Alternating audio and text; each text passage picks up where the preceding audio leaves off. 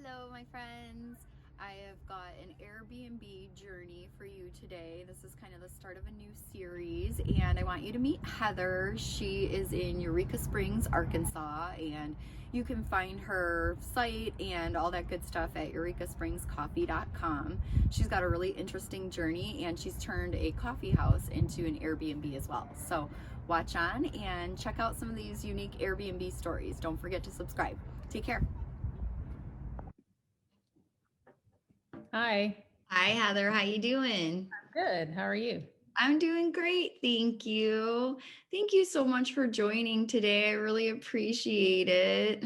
Yeah, I for sure. brought up your website on my computer here. So it was so cute. I just love that you've got this combo going on with the coffee house and the Airbnbs. So Yes. yeah, it's a really is there anything like I'd love to just kind of talk with you about the journey and Yeah. so can you tell us a little bit about how you got into Airbnb? Well, we kind of stumbled into it a little bit. When we purchased this building, our intention from the beginning was to do the coffee house. We always had that plan. Mhm. And when, seeing, we live in a tourist area. And so kind of seeing how the rentals were going for other people and stuff, we started realizing that we had an opportunity to offer something unique here. Because when we bought this building, it's a 3-story building. It's historical. It's built in the 1890s. And we lived on the top floor. It's about 2,400 square feet up here with 3 bedrooms, 2 bath. And when we purchased the building, we were excited about being able to live above our business. That was a Yeah. huge thing. I Um, love that concept, the live work yeah. type thing. Because I'm And always looking. yeah. And so we did that, but then we started realizing that there was an opportunity here to do a nightly rental and to Mhm. offer something unique. We are in a big tourist area, and there's quite a few rentals here. There's quite a few actually bed and breakfast in the area. That's something that's been kind of a Eureka Springs feature for a lot of years, and so we wanted to do something that was a little bit more modern. And Yeah. so what was interesting was what we actually split our space into two so we could have two rentals, Okay. and we had one of them ready right when COVID shutdown started. So that was kind of an interesting journey for that to happen right when we were trying to open the first one. Yeah. So Yeah. yeah. And so we just through the process of living here and seeing the tourism, we realized that there was an opportunity for us to do the rentals here Mhm. and to give people a unique experience. So that's kind of what gave us the idea and started us on the path. I love that. And then did you have any friends or anybody that kind of like was doing it already, or did you do your research online or? We just did a lot of online research. Mhm. We've never lived in a tourist town before, and so we didn't really have anybody that we knew other than just some people that we'd met in Eureka Springs. But typically, where we are, there's a lot more bed and breakfast than there are like nightly rentals. And so they have hosts on site and they offer breakfast and some of those things. So even those experiences are not the same as doing like an Airbnb or VRBO, a nightly rental option. Yeah. Um, and so really just a lot of online research and Mhm. kind of Mhm. testing the waters and trying to learn as we went along. Yeah. Yeah. Now, how long have you guys been doing it for? So we've just been doing it. We opened our first one. Like I said, we opened, so this space and I'm actually sitting in the rental right now, but Great. we split it into two spaces. So we split off part of it and we had it ready in March of last year. And then shutdown happened the end of March for us in Okay. Arkansas. And then, so we kind of took that summer and we worked on the second space, which is the one that I'm sitting in now. It's a bigger space with 2 bedrooms. And we had it open in August. So really, just since August, about 6 months. Uh, Okay, so not a long time. And you had the COVID challenge. we It's did. starting during one of the hardest years ever for vacation stuff. Yeah, for sure. So what keeps you renting the space out? Is it you're liking the people that you meet or you're liking the income or? I think the income is a big part of it. We, and we realize it's an opportunity. So in our area as well, we have a lot of outdoor activities, and so we stayed busy. I mean, even during COVID, we had a lot of visitors. Mhm. The income for us, it's kind of extra, and so I know a lot of people are dependent on it, but for Mhm. us, kind of extra funds, I guess, that we're able to save a lot of it. And being self-employed, that is kind of like our own retirement plan. And Yeah, so that's that great. definitely keeps us going. It's been nice meeting people, but honestly, we run our Airbnb pretty independent. I mean, we give people the freedom, and so they don't have to come and, we're in the coffee shop all the time because it's right downstairs, but we don't require that people come and meet with us. We try to make it a little bit self-sustaining where they can just come and check in on their own. And Sure. there's quite a few people that just come and go without us ever meeting them. So Now, what kind of locks are you using out of curiosity when they are doing the check-in on their own? we are using the Schlage Encode Okay. locks. We have exterior cameras. And so whenever people come and the lock is actually has the ability for us to set it for the checkout time, check in and checkout time. So they can't get in, which is kind of Love funny because that. I've had people Yeah, text me before at 10 minutes till. They're like, I can't get in. It's because the lock doesn't start working until, right, right. a certain time. Yeah. And we have exterior cameras, so I Mhm. can watch, when people come in and they park. We have a little parking lot across the street, so we're able to offer parking space. And Mhm. so I can see when they come in and out. I mean, I'm watching. We Yeah. watch, but we just don't always interact with them. We also have the Ecobee thermostats in here, and so I can kind of keep an eye on temperature. We have the Ecobee system actually allows for sensors, which tells me how many people, or if people are inside, or how many, bodies are actually in the Oh, building. So there's some pretty really? neat tools I'll out have to there look into now. that. Yeah, Some of so that we stuff have a is limit pretty on gas. pricey, but it's worth it, to keep your unit safe. Uh, Right. the exterior cameras are a big deal. I mean, we kind of watch. Mhm. So we use those locks and the cameras, and the thermostats really help us manage it without having to be here all the time. Yeah, we use those exterior cameras too, and the locks that we use are Igloo Home, and they connect right with the Airbnb app, so it kind Yeah. of acts kind of like a secretary basically, and it's so nice. Yeah. It really saves a lot of back and forth for, Daniel and I. Yes, for sure. Yeah. And then do you want to talk for a minute about maybe like your greatest challenge or hardship so far? I mean, I know you've been doing it 6 months, but I'm sure you've had your fair share already. I think the hardest thing probably at the beginning was just not knowing what people were going to like and not like. Hmm. I think the biggest challenge since we've opened has really been cleaners, and because I don't clean them. I did at the beginning. I did a lot of the cleaning myself, but bringing somebody in that could clean it and Hmm. keep it clean, and having somebody help manage it. Um, we've had a few mishaps with the cleaner, and so that's probably the biggest challenge, honestly, is just making sure that the property's being taken care of if you're Yeah. not able to do it yourself. That's a hard thing.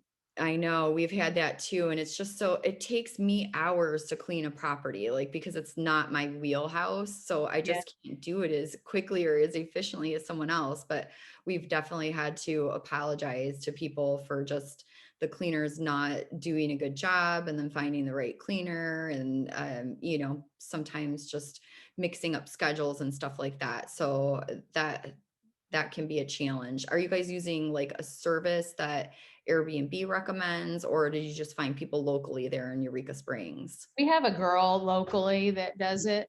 We've used a couple different cleaners, but the girl we have right now is really good, and her husband actually works for us in the coffee house, so it works out really well. Oh, For wonderful. Yeah, so you got uh, some accountability there. yeah, the town that we live in is huge tourist town, but the Mhm. town itself is only 2,500 people. It's very small, so it's Mhm. hard to find, and there's a lot of rentals here, so it is a little bit of a challenge to find people that can clean on a regular Right. basis. Yeah. I know. It's hard to find good help, right? And then it looks like you've got a new one on your website, this Ellis house coming soon. Do you want to tell us about that one? Yeah, so we actually, my dad purchased that house. Once we started doing our rentals, he got interested in purchasing a place here. And so we Cool. bought that house, Uh-huh. or he did. And it's actually right next to the Crescent Hotel is a big draw here. And it's known for being one of the most haunted hotels in America. And Ooh. the house is right next door to the hotel, which is a huge wedding venue. So one thing about Eureka too, we have a lot of people that come here to get married for weddings. And so the house, the previous owner had started working on it. She did a lot of exterior work, but there's still a lot of interior stuff that has to be done. And so it's 3-story and it's set up, and we're trying to finish it where it can be 3 separate units. Okay. And so the top floor is the one that we're working on right now. We're hoping to have it finished by the beginning of March at the latest. And so it'll be a really neat space as well. It is commercially zoned. Okay. Which is very helpful. And that was something I was going to talk a little bit about with you as well. When we looked for another property, we looked specifically for something that was commercially zoned. Okay. It can be a challenge sometimes to put Airbnb in residential. I'm sure there's a lot of people that have run, they run into that. And so we decided we were not going to buy anything unless it had commercial zoning. It's just so much easier. Good for you guys. Yeah. So that's kind of like a hack to the system, is if you don't buy an SFR or R1 zoning, is what they call it here in California, and then you go with the commercial zoning and you don't have all the headaches. Good and idea. I think that a lot of people don't realize, I think that a commercial property, when people are purchasing, they should definitely keep their eyes open and their mind open for opportunity, because you can really offer somebody a unique nightly rental with a commercial property that you don't always think about. So I agree. And sometimes like the warehouses that you find, like we have some friends in Utah that are talking about doing it, and they have a warehouse in downtown Salt Lake. And it's just like, that's a really unique property. And I think that's one of the things that people are looking for on Airbnb, is like, they don't want to stay in the bread and butter hotel or, something that's really popular. They want their own experience. Yeah, I think for sure the fun being a host. Yeah, people are looking for that unique experience. And I think that doing that for sure can give them that more so than just a house, which there's room for that and there's a place for that. But I do think commercial properties get overlooked sometimes when there's opportunity there, Yeah, it's a very good point. Very good point. And then, so for the sake of education, do you mind sharing how much you paid for these properties and kind of like what you're renting them for night, or a little bit about the finances? Yeah, well, this building that we're in is a little bit different because it has the coffee house is 3-story. We paid $500,000 for this building. It's 3-story. The rentals are on the top floor, and then obviously we have a full coffee house on the main floor, and then we have a full basement as well that we're doing some work in. Oh, okay. You guys have basements back there. We don't have those in California. So it's not like we just purchased the property on its own. We've put a lot of money and work into the building, into the property. It's just under 8,000 square feet total. Oh, wow. And so the top floor up here total is about 2,700 square feet. And we were able to do enough work. We worked on this space to split into 2 rentals. And so we could have done, there's a hallway between the master bedroom and the part that I'm in. And so we just put a couple doors in and split it off. So the master bedroom is actually its own rental. So it's a 1-bedroom suite. Okay. And then the rest of the house, which is the kitchen, living room, and 2 bedrooms and a bathroom, is a rental on its own. And so that's the bigger rental, and that's the one I'm sitting in right now. And it runs, on average, about $250 a night for this bigger space, depending on the time of year. Sometimes I'll drop it down to $199 in the winter during the week when it's slower. The smaller bedroom, we call it the master suite. It's just a master bedroom, but it has a big ensuite bathroom with a tub and a shower that's separate. It's really nice in there. And that one rents for about, we do $150 a night, between $125 and $150, depending on the time of the year for that one. Okay. The Ellis coffee bonus. Yes. So we also do that. We do vouchers for the coffee house since it's on the main floor, which kind of turns it into a bed and breakfast a little bit. They have the vouchers and they can go down and get breakfast in the morning. But it's much more of a modern version, like you were saying. Yes, it is. Yeah. How cool. Yeah. Well, that's good. And what would you say like your vacancy rate is? Like, are you guys renting pretty much every single night, or are you having openings for half the month? Or we have right now, it's primarily on the weekends. Hmm. Or we'll start kicking back into season in March. I would say I should have looked at that number before I met with you. I think for last year we were probably at between 60 and 70% occupancy. Okay. The fall here, September, October is the busiest time of the year here. The fall is really busy. Like October, we are booked almost completely. Oh, interesting. Now that we're into winter, and even through Christmas, we were stayed pretty booked most of the time. The Right now, because this is our slower season, we're just really on the weekends. We'll have a couple people, bookings during the week, but not as many. So this is the time right now that we're trying to actually go through and make sure any maintenance stuff is getting done during the week. Right. Yeah, this is our slow time too, January Yeah. and February usually. And we haven't been doing it all that long, but I'm a firm believer in having it rented. And so a lot of times, and I haven't really done that this month because we're kind of taking a little bit of a break and I'm trying to get some work done in the property. But most of the time I'll drop the price to try to get renters in here. I think I've seen different philosophies out there, and I don't know that I've been doing it long enough to determine what's the right way. But I've seen that where people say keep your price high Hmm. and don't rent it as much. I don't necessarily always do that. If I want somebody to be in here, then I'll drop the price and try to get it rented out. Um, Well, and for you, we it's a good idea to bring them in so that they can just be introduced to the coffee shop Yes, because you that's don't true. know when they're going to be back in town again, and that can be a repeat customer for you. So Yeah, I get what you're talking about there. sure. Yeah. That makes sense. Hey, and then what about the future goals and plans? I know you've got this other one coming up next to the haunted hotel. And are you guys going to buy even more? We want to. We're always looking at property. Right now, we're so busy with the coffee shop and some other things that we're doing that we probably won't do anything. Well, with the Ellis house, it's a big project. And so we probably won't do anything until after that one's completely done. But I like the idea of having another commercial property that we can do something unique with. Um, and so we're always looking for opportunity and properties that could be flipped and turned into Yeah. nightly rentals for sure. So I mean, why not? It's such a fun way to get out your creativity and, yeah, design things and neat spaces. So, other than the buying commercial property and commercial zoning, do you have any tips for other new Airbnb hosts that you think could make their life or their journey easier, Heather? I think that you know, I wish I had been doing it longer so I could give more information. But just for me, I think that if you're a good host, I see a lot of people get worried when they go through the Facebook posts and stuff and some of the groups that we're in. We've had nothing but good experiences.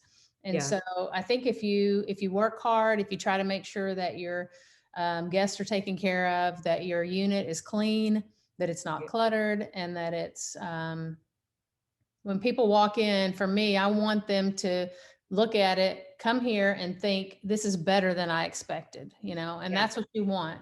You Yep. want to make sure you're putting disclosures if there's any issues with the property or the building Mhm. in. And that the space is clean, that it's not cluttered, that it doesn't have a bunch of knickknacks and stuff around, that it looks clean, that it looks neat. And when they walk in, they say, this is better than the pictures. And then when you do that and you take care of your guests, then you're going to have good reviews and it's just going to continue to grow as a property. Um, I think Exactly. whenever you're trying to purchase a property that you just have to use a lot of wisdom, and the location is really important. I Yeah. know for us here in this tourist area, location is critical. Mhm. Figuring out, knowing ahead of time how you're going to take care of it. Are you going to clean it yourself? Are you going to find a cleaner? Are you going to use a company? And is that even available in your area?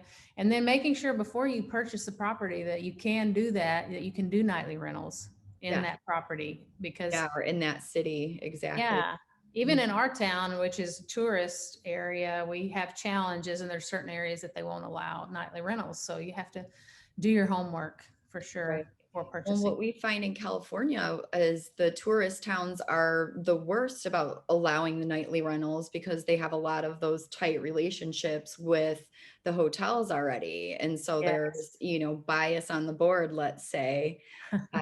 So sometimes, like, that's why our Santa Ana property does so well. There's the Anaheim Convention Center in Mhm. Disneyland, and they've Yes. been shut off to short-term rentals, but Santa Ana, a neighboring city, doesn't really look into that. So it's, sometimes you got to go on the outskirts, right? Yes, you do. It's true. You have to be creative Yeah. for Well, sure. good. I love that. I love your tips. And you guys make sure you visit Heather at eurekaspringscoffee.com. You can book their units if you want to go check out Eureka Springs and see what Yes. Arkansas is all like. And thank you again. I would love to talk with you in the future. So definitely stay connected with me and we'll Yeah. see how the other property goes, the Ellis house, and if you end up getting another one. Okay. Yeah. Awesome. Thanks Thank you. again for your time. You too. Bye Take bye. care. Have a great one. You too. Bye. Bye.